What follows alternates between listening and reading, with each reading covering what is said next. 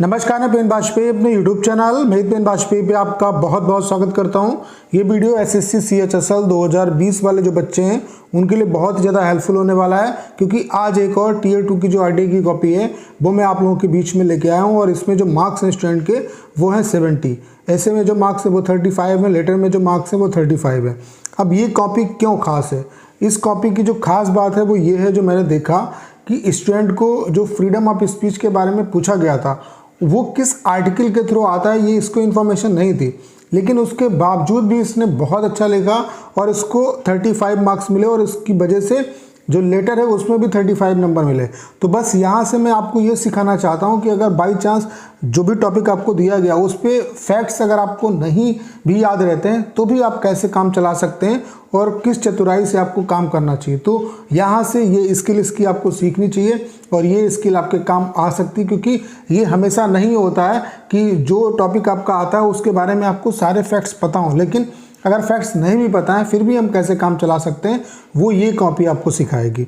तो चलिए स्टार्ट करते हैं। वीडियो को स्टार्ट करने से पहले एक छोटी सी इन्फॉर्मेशन आप लोगों के बीच में ये शेयर करना चाहता हूँ कि अगर आप एसएससी CHSL 2020 टियर 2 यानी कि डिस्क्रिप्टिव के एग्जाम में 70+ स्कोर करना चाहते हैं, तो अगर आप हमारा कोर्स ज्वाइन नहीं कर पाए तो एक अपॉर्चुनिटी मैंने आप लोगों के लिए और खोल दी है। आप क्या कर सकते हैं, जो कंप्लीट हमारा स्टडी मटेरियल है, जो भी हम इस कोर्स में बच्चों को पढ़ा रहे हैं, जो इंपॉर्टेंट कंटेंट है उसको आप अफोर्ड कर सकते हैं और आपको सिर्फ इसी पे काम करने की ज़रूरत है। जो मोस्ट इंपॉर्टेंट और सिलेक्टेड ऐसे के टॉपिक हैं वो आपको उनकी PDF मिल जाएगी। जो आरटीआई की कॉपी है 40+ जो आरटीआई की कॉपी है उनकी PDF मिल जाएगी। कहने का मतलब ये है कि इस कोर्स का जो कंप्लीट इंपॉर्टेंट कंटेंट है अगर वो आप पढ़ लेंगे तब भी आपका काम चल सकता है, क्योंकि लास्ट टाइम है तो इस टाइम पे अगर आप चीज़ों को पढ़ लेंगे तब भी आपको इससे बेनिफिट मिल जाएगा। तो ये कंटेंट भी आप ले सकते हैं और इसकी जो कॉस्ट है वो हमने सिर्फ 149 रखी है। तो अगर आपको ये कंटेंट लेना है तो आपको करना क्या है, 6307185699 इस नंबर पे आपको व्हाट्सएप पे मैसेज करना है। आपको इस कंटेंट के रिगार्डिंग सारी इन्फॉर्मेशन दे दी जाएगी। तो चलिए स्टार्ट करते हैं। बस आप सभी से रिक्वेस्ट है कि इस वीडियो को अंत तक देखिए, क्योंकि तभी आपको इस वीडियो का रियल जो आउटपुट है वो मिल पाएगा। तो चलिए स्टार्ट करते हैं। लोग देख पा रहे होंगे ऐसे में जो मार्क्स हैं स्टूडेंट को वो 35 मिले हैं और लेटर में जो मार्क्स हैं वो भी 35 है। टोटल जो स्कोर है वो कितना है, 70। तो चलिए देखते हैं किस तरीके से इसने ऐसे और लेटर को लिखा। इंपॉर्टेंट हमारे लिए ऐसे, क्योंकि लेटर में फॉर्मेट ही सिर्फ इंपॉर्टेंट होता है, बाकी आप लेटर अच्छा लिख सकते हो। तो ये CHSL 2019 की कॉपी है और इसमें जो टॉपिक आया था वो क्या आया था, भारत में व्यक्ति की स्वतंत्रता, संवैधानिक प्रावधान और सार्वजनिक बहस। तो आपको क्या लिखना है कि फ्रीडम ऑफ स्पीच और उसका संविधान में क्या प्रावधान है और सार्वजनिक बहस क्यों बना हुआ है मुद्दा, इसके बारे में आपको लिखना है। अब देखो इसकी चतुराई को आप देखना, जो भी मैं अभी पढ़ूंगा उसमें समझने का प्रयास करना। और यहाँ से अभी मैं कुछ आपको सिखाऊंगा भी कि अगर बाई चांस ऐसी सिचुएशन आपके साथ अगर आए तो आपको क्या करना, और आ भी सकती है। 99% चांस होता है, क्योंकि कोई भी ये 100% नहीं कह सकता कि वहाँ पे टॉपिक आपका क्या आएगा। तो चलिए देखते हैं किस तरीके से इसने लिखा। प्रत्येक मनुष्य को अपने विचार व्यक्त करने की स्वतंत्रता है, यही बात भारत के संविधान में भी वर्णित है। स्वतंत्रता देश के स्वतंत्र नागरिक होने के नाते प्रत्येक व्यक्ति का यह कर्तव्य है कि वह लोकतांत्रिक गतिविधियों में बढ़ चढ़ के हिस्सा ले। इसका एक बेहतर माध्यम विचारों की स्पष्ट अभिव्यक्ति है। आगे लिखा है कि संविधान में वर्णित मौलिक अधिकारों के अनुसार प्रत्येक व्यक्ति, चाहे वह किसी भी लिंग, धर्म या जाति का हो, उसे विचारों की अभिव्यक्ति की स्वतंत्रता है। महात्मा गांधी जी ने भी विचारों की अभिव्यक्ति को अपनाकर विशाल जन आंदोलन खड़ा कर दिया था, जो स्वतंत्रता प्राप्ति का आधार बना। चूंकि सरकार द्वारा इस क्षेत्र में विभिन्न प्रयास किए जा रहे हैं, जैसे प्रधानमंत्री द्वारा मन की बात कार्यक्रम में लोगों का सुझाव मांगना, स्कूल कॉलेजों में विभिन्न प्रतियोगिताएं, वाद विवाद का आयोजन कराना इत्यादि, तथा उपरांत वैचारिक अभिव्यक्ति की स्वतंत्रता बहस का मुद्दा रहा। कई बार नामचीन हस्तियों एवं अन्य लोगों द्वारा भी इसका गलत उपयोग किया जाता है।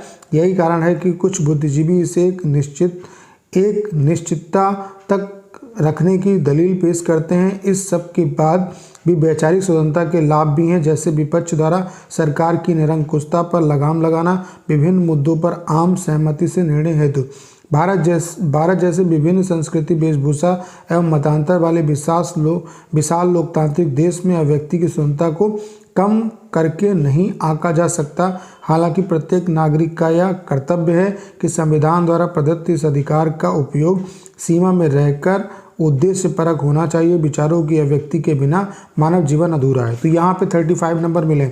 अब देखो इसने कोई भी फैक्ट्स नहीं बताया, लेकिन इसको नंबर 35 क्यों मिले, यही चीज़ आपको सीखनी है। देखो इसने क्या किया है कि जो इसके पास मैक्सिमम इन्फॉर्मेशन थी उसको इसने इसी के आसपास एक्सप्लेन किया। जैसे भारत में व्यक्ति की स्वतंत्रता, इसको हो सकता है वहाँ पे ना याद रहा हो कि ये किस आर्टिकल के थ्रू है, ठीक है, तो इसने इस चीज़ का जिक्र नहीं किया और वहाँ से सिर्फ उसका जिक्र किया और उसके बारे में मेंशन नहीं किया। तो ये भी एक चालाकी की बात है कि आप चीज़ों को जो भी आपके पास है उसको किस तरीके से बेहतर आप एक्सप्रेस कर सकते हो, ये भी बहुत बड़ी बात है। तो ज़रूरत है, जैसे कि मान लेते हैं आपने टॉपिक पढ़ा, ठीक है, और आपको वो चीज़ें नहीं ध्यान में आ रही हैं, तो आप क्या है कि उसके बारे में ऊपर से लिखो और फिर निकल जाओ, लेकिन जो ज़्यादा से ज़्यादा फैक्ट हैं वो आप डालने का प्रयास करो। कहने का मतलब ये है कि जो आपके पास नॉलेज है उसके अराउंड वो पहले उस चीज़ को देखो और फिर उसे डालने का प्रयास करो। जैसे इसमें आपकी हेल्प क्या कर सकता है, रैंकिंग वगैरह आप याद कर लो, वो भी आप डाल सकते हो। उसके अलावा जो कोटेशन है वो भी आप याद कर लो, उनको भी आप डाल सकते हो। इससे आपका प्रभावशाली होगा। कहने का मतलब ये है कि जब जैसे बाई चांस आपको ऐसा टॉपिक मिले जिसके बारे में आपने नहीं पढ़ा है, तो फिर वहाँ पे फिर अपना दिमाग लगाओ, क्योंकि कुछ कर तो सकते नहीं। फिर वहाँ पे आपको क्या करना है कि देखो यार इसके बारे में आपको क्या पता है और उसको क्रमबद्ध तरीके से आप कैसे लिख सकते हो। ये देखो कि इंट्रोडक्शन में क्या डालना है, मेन बॉडी में क्या डालना है और कंक्लूजन में क्या डालना है। उसका जीता जागता उदाहरण ये कॉपी है, उससे आप सीख पा रहे होंगे, ठीक है। तो इस कॉपी को अगर आप दोबारा देखना चाहते हैं तो कोर्स में सारी कॉपियाँ आपको मिल जाएंगी। अब चलिए मैं आपको दिखा देता हूँ कि किस तरीके से इसने लेटर लिखा। यह मानते हुए कि आप सुरेश सीमा निवासी, मकान नंबर 351, देवनगर, गली संख्या 2, पोस्ट देवनगर, नई दिल्ली 110063, एक सक्रिय कार्यकर्ता हैं और देश के सुदूर क्षेत्र में अपने जनजाति समूह के बीच रहकर कार्य कर रहे हैं। आप अपने क्षेत्रीय स्तर पर संबंधित अधिकारी, उप जिलाधिकारी बस्तर छत्तीसगढ़, पिन कोड 494223 को पत्र लिखें, जिसमें आपके समाज के लोगों द्वारा अनुभव की जा रही विविध समस्याओं के समाधान का आग्रह हो। तो मकान नंबर 351 देवनगर, यहाँ पे पहले डाल दिया किसका एड्रेस, राइटर का एड्रेस, फिर डेट, उसके बाद रिसीवर का एड्रेस, फिर सब्जेक्ट जनजाति समाज द्वारा अनुभव की जा रही समस्याओं के संबंध में मान्यवर सनम्र निवेदन यह है कि मैं आपका ध्यान मेरे क्षेत्र में जनजाति समूह द्वारा अनुभव की जा रही विभिन्न समस्याओं की ओर आकर्षित करना चाहता हूं। मैं पिछले 4 वर्षों से जनजाति समूह के बीच कार्यकर्ता के रूप में कार्य कर रहा हूं। आज भी जनजाति समूह में जागरूकता की कमी, अशिक्षा, कुपोषण, बिछड़ापन, हीन भावना जैसी विभिन्न समस्याएं व्याप्त हैं। सभी सरकारी योजनाओं का लाभ इन्हें नहीं मिल पा रहा है। इस क्षेत्र में जागरूकता की कमी के कारण सरकारी अफसरों द्वारा भ्रष्टाचारी भी चरम पर है।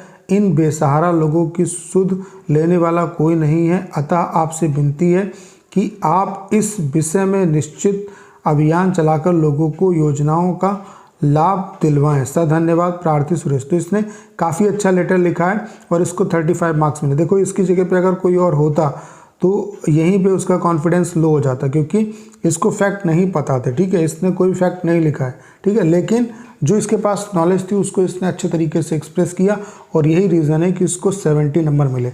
तो आपके लिए भी यहाँ से मूल मंत्र यही है कि जब कोई भी चीज़ आपके काम ना आए तो फिर देखो कि जो आपने पढ़ा है वो उसे आप कितने अच्छे तरीके से यूटिलाइज कर सकते हो। तो उसे एक सिस्टमेटिक वे से प्रेजेंट करने का प्रयास करो और ये याद रखो कि विषय के आसपास ही आप रहो, ठीक है, विषय से भटकना नहीं है। तो विषय को अच्छे तरीके से समझो। अगर आपको बाय चांस फैक्ट नहीं पता है उसके बारे में, लेकिन गहराई तो आप समझ जाओगे कि कहाँ से कहाँ तक आपको इस पे लिखना है, तो उसके लिए आपको 2-3 बार इसे पढ़ने की ज़रूरत है।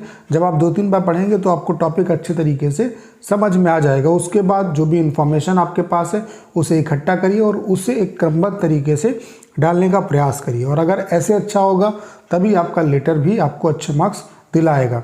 ऐसे आपको बहुत अच्छे मार्क्स दिला सकता है, क्योंकि ऐसे पे ही आपके लेटर के जो मार्क्स हैं वो डिपेंड करते हैं।